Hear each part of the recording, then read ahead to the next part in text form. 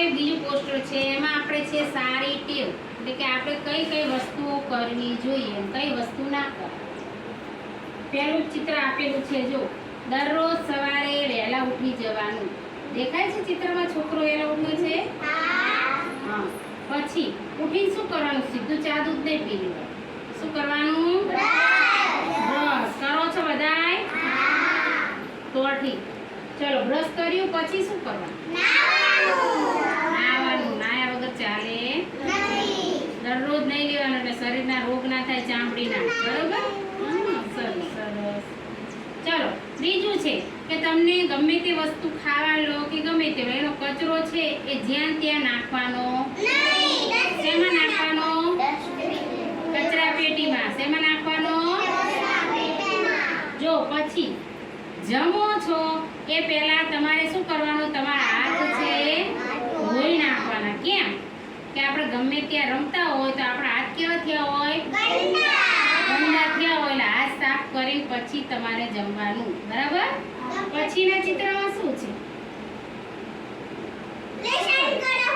Lesson જ કરતો જોત ખરી. હા, જમવા બેઠો છે એટલે કે સમયસર જમી લેવાનું.